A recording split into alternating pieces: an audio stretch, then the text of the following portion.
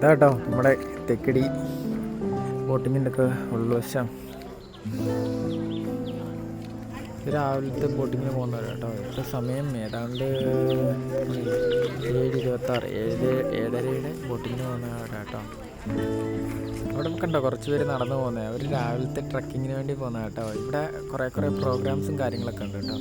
ഈ ബോട്ടിങ് മാത്രമല്ലാതെ എല്ലാവർക്കും പ്രത്യേകിച്ച് അറിയാവുന്നതും ഫേമസ് ആയിട്ടുള്ളതും ഇവിടുത്തെ ബോട്ടിങ് മാത്രമാണ് കേട്ടോ ഈ തേക്കടിയിൽ. അല്ലാതെ കുറേ പ്രോഗ്രാമും കാര്യങ്ങളൊക്കെ ഉണ്ട്. ഇതേപോലെ അകത്തുള്ളിലൊക്കെ പോയി ട്രക്കിങ് ചെയ്യാം. ഇവിടെ ബാമ്പു ഡ്രാഫ്റ്റിംഗ് ഉണ്ട്, പിന്നെ ഉള്ളിൽ സ്റ്റേ ഉണ്ട്. അങ്ങനത്തെ കുറേയേറെ പരിപാടികളുണ്ട് കേട്ടോ.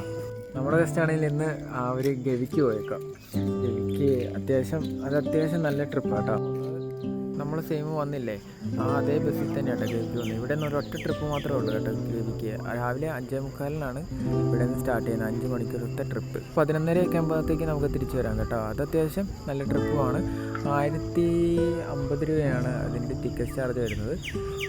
പിന്നെ അത് പോയാൽ തന്നെ അത്യാവശ്യം എല്ലാ മൃഗങ്ങളെയും കാണാനൊക്കെ പറ്റും കേട്ടോ. അതൊരു നൈസ് എക്സ്പീരിയൻസ് ആയിട്ടുള്ള സംഭവമാണ്.